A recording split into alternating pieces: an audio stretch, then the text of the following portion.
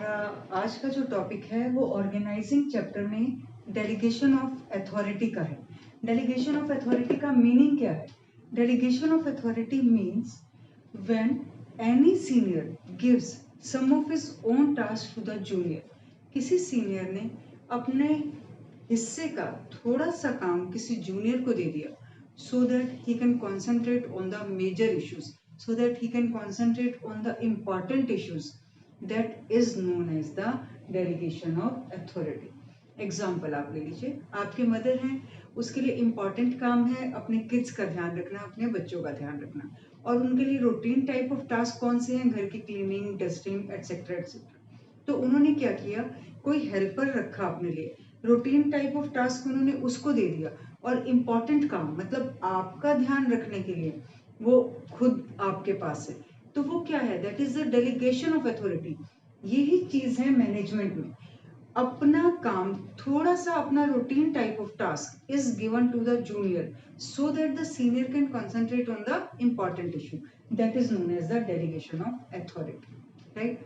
अब इस delegation of authority में, इस प्रोसेस में तीन चीजें होती हैं जो आप इसको मीनिंग में भी इंक्लूड कर सकते हो और प्रोसेस में तो ये है। First is passes some responsibility.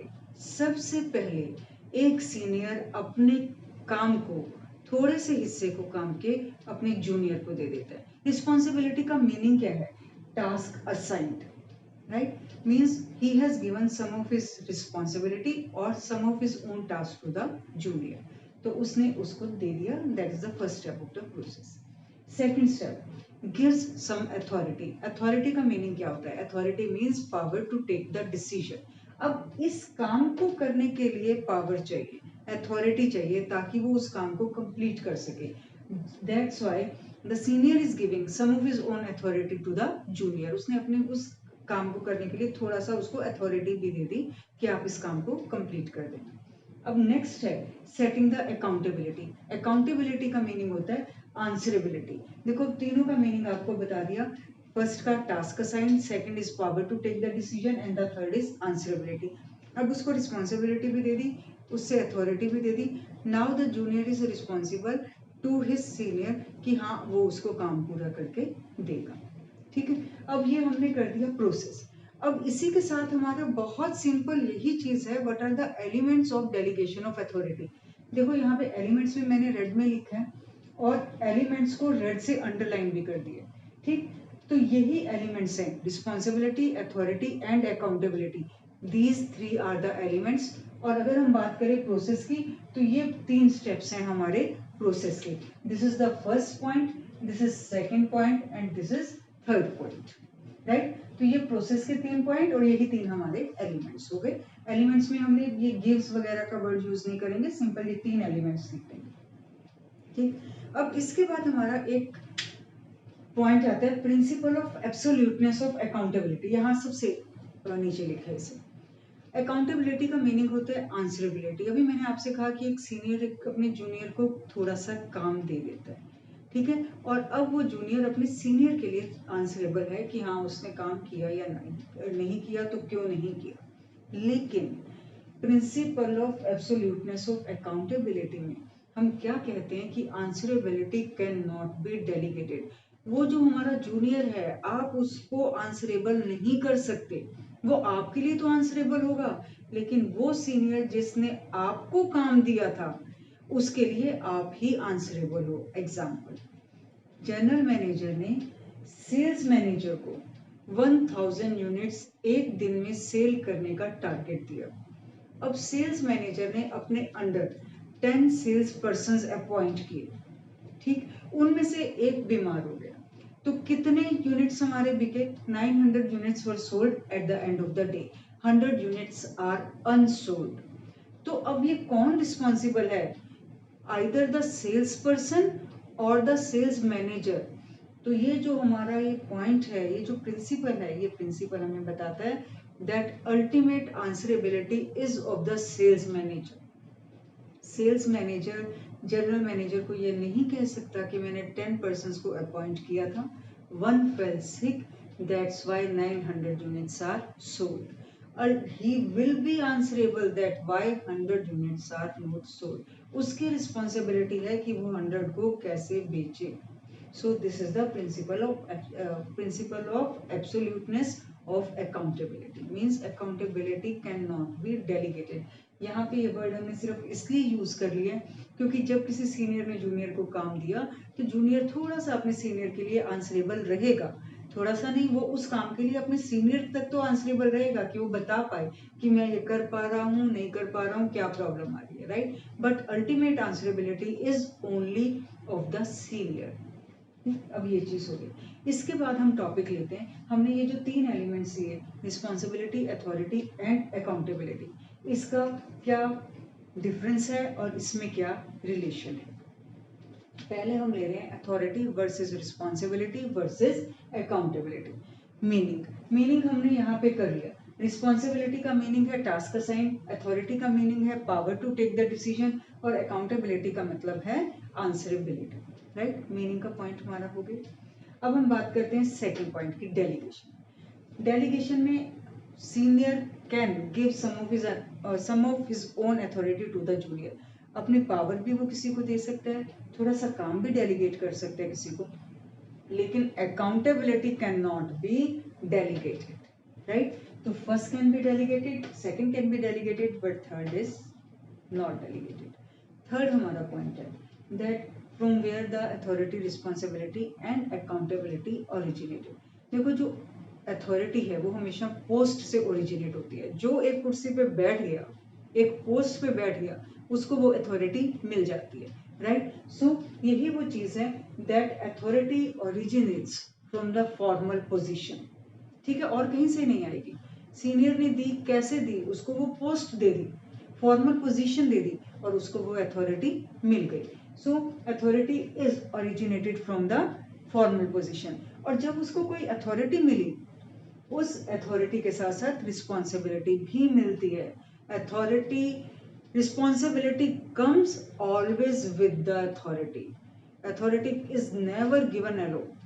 कुछ पावर मिलेगी तो उसके साथ साथ कंधों पे रिस्पॉन्सिबिलिटी भी आएगी। तो रिस्पॉन्सिबिलिटी कहाँ से आएगी? अथॉरिटी से आएगी, ठीक। और जो अकाउंटेबिलिटी कहाँ से आएगी? वो रिस्पॉन्सिबिलिटी से आएगी, क्योंकि हमें कुछ काम दिया गया, रिस्पॉन्सिबिलिटी दी गई, उसी के लिए हम आंसरेबल हैं, ठीक। अब बात करते हैं फ्लो की। जो अथॉरिटी है वो हमेशा डाउनवर्ड्स है, रिस्पॉन्सिबिलिटी और अकाउंटेबिलिटी अपवर्ड्स है। क्यों रिस्पॉन्सिबिलिटी और अकाउंटेबिलिटी अपवर्ड्स है? Because every junior is responsible only to the senior. उसकी जो आंसरेबिलिटी है वो सीनियर के लिए है। अगर वो काम नहीं करेगा तो वो किसके लिए आंसरेबल है? सीनियर के लिए। तो responsibility and answerability it goes upwards, ठीक है। अब ये मत सोचो कि काम भी तो सीनियर ने ही हमें दिया तो इसलिए रिस्पॉन्सिबिलिटी डाउनवर्ड्स है। यहाँ पे रिस्पॉन्सिबिलिटी और अकाउंटेबिलिटी का दोनों का एक ही मतलब होता है। सिर्फ ये हमारा ऑर्गेनाइजिंग का चैप्टर ऐसा है जहाँ पे हम इन दोनों को अलग वर्ड्स के तरह से ले रहे हैं। Otherwise in all the chapters हम रिस्पॉन्सिबिलिटी को ही अकाउंटेबिलिटी कहते हैं, अकाउंटेबिलिटी को ही रिस्पॉन्सिबिलिटी कहते हैं। सिर्फ यहाँ पे हम इसको अलग ले रहे हैं। तो आप इसको यहाँ पे इस तरह से देखो, to whom you are answerable, to whom you are responsible। आप अपने सीनियर के लिए रिस्पॉन्सिबल हो, right. So that's why it goes upwards. और अथॉरिटी हमें सीनियर दे रहा है, सीनियर के पास सबसे ज्यादा है, उसके बाद जो सेकंड लेवल पे आया उसके पास उससे थोड़ी सी कम है, लोअर लेवल पर उससे थोड़ी सी कम है। तो authority comes downwards, responsibility and authority it goes upwards. और ये हमारे अब हो गए 4 पॉइंट्स, किस चीज के? इन सब के डिफरेंस के, ठीक। अब हम लेते हैं what is the relation between authority, responsibility and accountability. ये पॉइंट जो फर्स्ट है हम कर चुके हैं। Responsibility arises from the authority, यहीं पे हमने किया origination, right. Responsibility comes from the authority and accountability comes from the responsibility. जब काम सेट हो गया तो हम उसके लिए आंसरेबल हो गए। ये तो हुआ फर्स्ट पॉइंट। सेकंड पॉइंट ये आपको थोड़ा सा समझना पड़ेगा। अब अथॉरिटी तो डेलीगेट हो सकती है, सीनियर ने जूनियर को दे दी, authority is delegated, but responsibility is assumed. हम में से सब लोग, चाहे हम एम्प्लॉयज की बात करें या हम एज ए ह्यूमन बीइंग बात करें, वी ऑल आर रिस्पॉन्सिबल, ठीक है, हम हमेशा किसी ना किसी काम के लिए रिस्पॉन्सिबल हैं, बट डिपेंड क्या करता है, डिफरेंशिएट हमें क्या चीज कर रही है, either we are assuming that responsibility और नॉट। अब एक छोटा सा एग्जांपल आप मेरा ही ले लो, मुझे आपको पढ़ाना है, ये मेरी रिस्पॉन्सिबिलिटी है, ठीक है। अब मैं इसको कहूँ कि नहीं मुझे नहीं पढ़ाना, मुझे किसी भी तरह से काम चला देना, इसका मतलब I am not assuming my responsibility. आप आंसरेबल हो, आप रिस्पॉन्सिबल हो अपने पेरेंट्स के लिए। क्यों रिस्पॉन्सिबल हो? Because they are spending a lot for you, ठीक है। आपके लिए वो अपना टाइम दे रहे हैं, एनर्जी दे रहे हैं, आपको अपना पैसा दे रहे हैं। अब कुछ बच्चे इस चीज को समझते हैं, they assume their responsibility, but some know the responsibility but they are not assuming it। तो responsibility तो सब पर है, but some are assuming it and some are not assuming it। तो वही चीज है, responsibility is assumed। अब आप assume करो या ना करो, आप at a time, एक टाइम ऐसा आएगा जब आप आंसरेबल तो हो जाओगे। तो आंसरेबिलिटी, अकाउंटेबिलिटी तो हमेशा इम्पोज कर दी जाती है। अगर मैंने आपको नहीं पढ़ाया, definitely I will be answerable. अगर इतना पैसा खर्च करने के बाद भी आप रिजल्ट नहीं ला पाते हो, अपने पेरेंट्स को आप मार्क्स के रूप में या अपने अच्छे एडिकेट्स के रूप में कुछ भी रिजल्ट नहीं दे पाते हो, you will be answerable, right. आपका रास्ता ठीक होना चाहिए, आपकी सक्सेस होनी चाहिए, आपकी ग्रोथ होनी चाहिए। और अगर आप नहीं कर पा रहे हो सब कुछ प्रोवाइड करने के बाद, you are not going to assume the responsibility, but still you will be answerable for that। तो अकाउंटेबिलिटी तो इम्पोज कर दी जाएगी, जबरदस्ती आपको करनी ही है, आंसरेबिलिटी है आपकी। तो अथॉरिटी तो डेलीगेट हो गई, रिस्पॉन्सिबिलिटी एज्यूम की गई और अकाउंटेबिलिटी हम पे इम्पोज की गई, ठीक है। क्योंकि हमारा काम था, हम रिस्पॉन्सिबल थे, तो ये हमारी आंसरेबिलिटी तो हमारी हमेशा रहेगी, ठीक। तो हमने अब तक कर लिया डेलीगेशन ऑफ अथॉरिटी का मीनिंग, उसका प्रोसेस, उसका elements, principle of absoluteness of accountability, इन तीनों का रिलेशन और इन तीनों का डिफरेंस। अब हम आते हैं वापस अपने मेन टॉपिक पे, that what is the importance of delegation of authority, ठीक। अब एक चीज और समझ लीजिए कि डेलीगेशन क्या है और डिसेंट्रलाइजेशन क्या है। जहां पे सिर्फ दो लेवल इन्वॉल्व हैं, मतलब सीनियर ने जूनियर को काम दे दिया, तो हम उसको कहते हैं डेलीगेशन। जहां पे सिर्फ दो लेवल, दो पर्सन इन्वॉल्व हैं। लेकिन डिसेंट्रलाइजेशन आपने फ्यूल में किया। डिसेंट्रलाइजेशन क्या है? Systematic distribution of authority up to the lowest level. काम तो ऑर्गेनाइजेशन में सबको मिला हुआ है, लेकिन अगर हमने उस काम को करने की काम को करने से रिलेटेड जो अथॉरिटी है वो भी अगर हमने अपने जूनियर्स को दे दी, तो हम उसको कहेंगे डिसेंट्रलाइजेशन। एग्जाम्पल देख लो बेटा, ऐसे फॉर एग्जाम्पल डिसेंट्रलाइजेशन में अगर हम कहें कि जनरल मैनेजर ने सिर्फ सेल्स मैनेजर को काम दिया और सेल्स मैनेजर उसे अपने आप कर रहा है या अपना थोड़ा बहुत किसी को और दे रहा है, तो वो डेलीगेशन है जहाँ पे दो लेवल इन्वॉल्व है। लेकिन अगर हम कहें कि बोर्ड ऑफ डायरेक्टर्स ने काम चीफ एग्जीक्यूटिव ऑफिसर को दिया, चीफ एग्जीक्यूटिव ऑफिसर ने जनरल मैनेजर को दिया, जनरल मैनेजर ने भी रिलेटेड अथॉरिटी आगे जाके प्रोडक्शन मैनेजर को दे दी, प्रोडक्शन मैनेजर ने अपना कुछ काम सेल्स मैनेजर के साथ डिस्ट्रीब्यूट करके आगे वो सुपरवाइजर तक को बांट दिया काम, तो वो सब जब ये सारे लेवल्स इन्वॉल्व होते चले गए, then it will take the shape of decentralisation. जब दो लेवल इन्वॉल्व तो डेलीगेशन, ठीक है। अब जब सारे लेवल इन्वॉल्व, जितने भी हमारी पोस्ट हैं और हमने सबको अथॉरिटी दी उस काम को करने के लिए, तो वो डिसेंट्रलाइजेशन, ठीक। तो अगर डेलीगेशन आ जाए तो इससे ही रिलेटेड आप देखोगे कि आपकी डिसेंट्रलाइजेशन की भी बहुत जल्दी से सारी इंपॉर्टेंस आपको लर्न हो जाएगी। पहला हमारा पॉइंट है इफेक्टिव मैनेजमेंट। क्योंकि जो मैनेजर है उसने अपना routine type of task juniors को दे दिया, so now he will concentrate on the major issues. उसकी एनर्जी बच रही है, उसकी एफिशिएंसी बच रही है, वो क्रूशियल टास्क पे कॉन्सेंट्रेट करेगा और मैनेजमेंट ज्यादा इफेक्टिव हो जाएगी।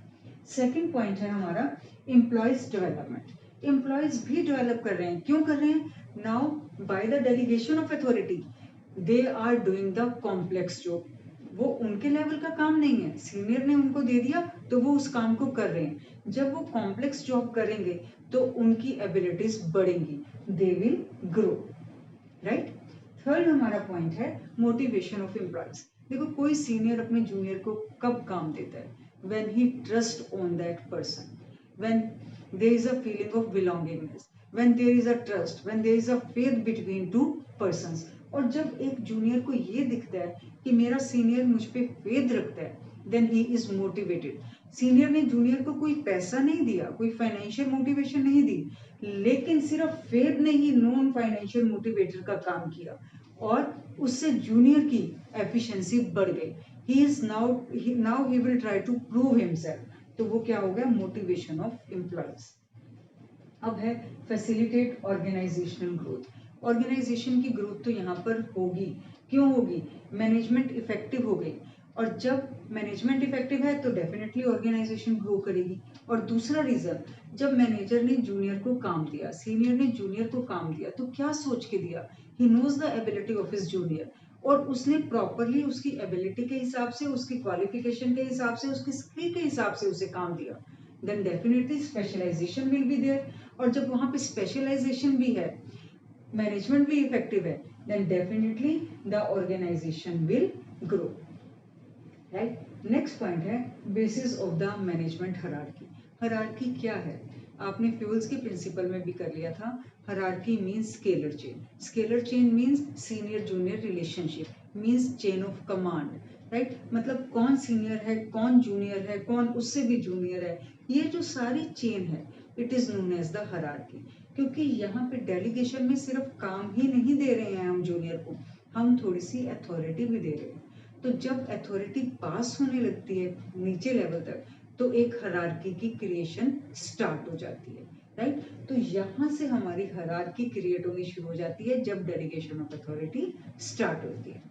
राइट, नेक्स्ट हमारा पॉइंट है बेटर कोऑर्डिनेशन। जब भी कोई सीनियर जूनियर को काम दे रहा है, then he gives that task very carefully, और वो ये ध्यान में रख के काम बांटता है कि काम में कोई डुप्लीकेशन ना हो जाए, काम प्रॉपरली हो जाए, कोई डुप्लीकेशन ना हो।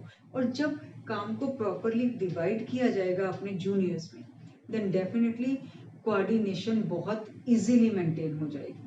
राइट, तो due to the delegation of authority the coordination is possible, क्योंकि सीनियर ने जूनियर को बहुत केयरफुली काम दिया, उसकी क्वालिफिकेशन के हिसाब से दिया, और division of task is done according to the qualification and carefully, so that wastage of resources should not be there, duplication of task should not be there, तो coordination easy हो जाता है। लास्ट पॉइंट है reduces the workload of managers। ये और first point same है, क्योंकि जब हमने काम कम कर दिया, एक मैनेजर ने अपना कुछ काम जूनियर को दे दिया, देन डेफिनेटली उसका वर्कलोड कम हो जाएगा, उसकी एफिशिएंसी बढ़ेगी, and happily he will accept more challenges, और मैनेजमेंट इफेक्टिव हो जाएगी। ठीक है, तो ये हमने कर लिया डेलीगेशन ऑफ अथॉरिटी। अब हम आते हैं अपने नेक्स्ट टॉपिक पे, वो है सेंट्रलाइजेशन एंड डिसेंट्रलाइजेशन। सेंट्रलाइजेशन और डिसेंट्रलाइजेशन का मीनिंग हम कर चुके हैं फ्यूल के प्रिंसिपल्स में। Centralisation means power in few hands. ठीक है, मतलब सिर्फ टॉप लेवल मैनेजमेंट के पास पावर है। कौन सी power? Power to take the decision. ठीक, और डिसेंट्रलाइजेशन का मतलब क्या है? डिसेंट्रलाइजेशन का मीनिंग है, वर्ड को ध्यान से सुनना, systematic distribution of authority up to the lowest level. बार बार मैं आपसे ये एग्जांपल देती हूँ, अब हमारे हेल्पर को स्कूल में बेल बजाने के लिए जाना है, तो हम उसको कौन सी अथॉरिटी देंगे? उसके काम के हिसाब की अथॉरिटी देंगे। मतलब उसने बेल बजाने जाना है, उसको अथॉरिटी है, वो टाइम देखेगा, टाइम अगर हो गया तो वो जाके बेल कर देगा। मतलब उसको evenly distribution of authority, systematic distribution of authority. अब उसको हमने ये अथॉरिटी नहीं दे देनी है कि तुम कभी भी छुट्टी अनाउंस कर दो, तुम जब मर्जी चाहो स्कूल ओवर कर दो। क्यों? क्योंकि systematic distribution of authority should be there, that is known as decentralisation. और ये जो सिस्टमैटिक डिस्ट्रीब्यूशन ऑफ अथॉरिटी है, ये भी कैसी है? Up to the lowest level. अगर ये काम up to the lowest level हो रहा है डिस्ट्रीब्यूशन ऑफ अथॉरिटी का, तो उसी को ही हम डिसेंट्रलाइजेशन कहते हैं। राइट, तो अब इसकी इंपॉर्टेंस क्या है? Decentralisation develops the initiative among the subordinates. हम अपने सबऑर्डिनेट्स को अथॉरिटी तभी देते हैं when we believe on their skill, when we believe on their abilities, और जब हम उनकी एबिलिटीज पे बिलीव कर रहे हैं then they will try to prove themselves, they will find the new ways to do the job so that they can show their efficiency, they will become more innovative, so they will like to take the initiative, right? This is the first one. Second is develops a managerial talent. Management क्या है? Management is taking the right decision. Management की जो ability है वो क्या है? Taking the right decision at the right time. अब हमने उसको डिसीजन दे रखा है कि आपने ये तुम्हारा काम है और हमने उसे अथॉरिटी दे रखी है कि आप इस काम से रिलेटेड अपने डिसीजन अपने आप ले सकते हो। तो जब उसको वो डिसीजंस लेने आ गए it means managerial abilities will grow in that person. तो जो डिसेंट्रलाइजेशन है वो मैनेजरियल एबिलिटीज को ग्रो कर देता है एम्प्लॉयज में because they learn how to take the decisions. Next is quick decision making. सबको अपने काम से रिलेटेड पूरी इंडिपेंडेंस है, पूरी अथॉरिटी मिली हुई है। सो अगर कोई प्रॉब्लम आ जाए वो फटाफट डिसीजन लेके उसको सॉल्व कर लेंगे, कोई अपॉर्चुनिटी आ जाए वो फटाफट डिसीजन लेंगे और उस अपॉर्चुनिटी को एनकैश कर लेंगे because they don't depend on anybody else, they don't need any permissions, so they can take the quick decisions, right? Next is relief to the top level. Top level ने अपने आप को crucial issues के लिए रख लिया, routine type of task वो उन्होंने सारे up to the lowest level task भी डिवाइड कर दिया और उससे रिलेटेड अथॉरिटी भी डिवाइड कर दी। Then they are relieved and they will concentrate on the major issues. Next हमारा पॉइंट आ जाता है फैसिलिटेट्स ग्रोथ। ग्रोथ तो डिसेंट्रलाइजेशन से हमेशा ही होती है। आप कितनी भी बड़ी बड़ी कंपनीज को ले लो, कहीं पे भी सेंट्रलाइजेशन नहीं मिलेगा आपको, क्योंकि सेंट्रलाइजेशन सिर्फ वहीं पे होता है जब ऑर्गेनाइजेशन बहुत छोटी होती है। ठीक, जैसे जैसे हमारी ऑर्गेनाइजेशन ग्रो करती है हमें अपने जूनियर्स को अथॉरिटी देनी पड़ती है so that they can take the right decision at the right time. तो डिसेंट्रलाइजेशन से कैसे ग्रोथ पॉसिबल है? ड्यू टू फर्स्ट पॉइंट, अब जब वो इनिशिएटिव ले रहे हैं, काम को बहुत अच्छे से कर रहे हैं, नए तरीके से कर रहे हैं, एफिशिएंसी दिखा रहे हैं, डेफिनेटली ऑर्गेनाइजेशन विल ग्रो। जब वो क्विक डिसीजन ले रहे हैं, कोई भी अपॉर्चुनिटी आई they are taking the decision so that the opportunities can be encashed और the threats can be removed, तो क्या होगा? हमारी ऑर्गेनाइजेशन ग्रो करती है। और relieve to the top level, top level के पास अब कंपैरेटिवली कम काम है, वो भी इंपॉर्टेंट इश्यूज पे कंसंट्रेट करेगी, क्वालिटी मेंटेन करेगी, कॉम्पिटिटर्स को बीट करने का सोचेगी। इन सब वजह से क्या होगा? Organisation will grow. Last point है बेटर कंट्रोल। एक मैनेजमेंट का कंट्रोल कब बेटर हो जाता है? मैनेजमेंट का कंट्रोल सिर्फ तभी बेटर होता है जब उसके एम्प्लॉयज कोई भी एक्सक्यूज ना बना सके, वो कोई क्योस ना क्रिएट कर सके। जो काम उनको दिया गया है they are answerable for that and they know that I have to complete it. और यहाँ पे वही तो है, हमने उनको काम दिया और उस काम को करने की साथ साथ अथॉरिटी भी दे दी, पावर भी दे दी। Now they can't make any excuses, it means they will be answerable to their seniors, so the administration or the managers will have a better control on their employees, right? तो अब हमने इस video में हमने कौन कौन सी चीज पढ़ ली? हमने डेलीगेशन ऑफ अथॉरिटी का मीनिंग किया, उसके बाद हमने प्रोसेस किया, फिर हमने एलिमेंट्स किए, एलिमेंट्स के बाद हमने उन एलिमेंट्स में डिफरेंस किया और उसका रिलेशन किया, फिर हमने principle of absoluteness of accountability को लिया और जो दो मेन चीजें ली, डेलीगेशन ऑफ अथॉरिटी का इंपॉर्टेंस किया, सेंट्रलाइजेशन और डिसेंट्रलाइजेशन का मीनिंग किया और डिसेंट्रलाइजेशन की इंपॉर्टेंस को किया, right? So all these topics are included in this video. I hope everything is clear. Thanks to all and keep watching.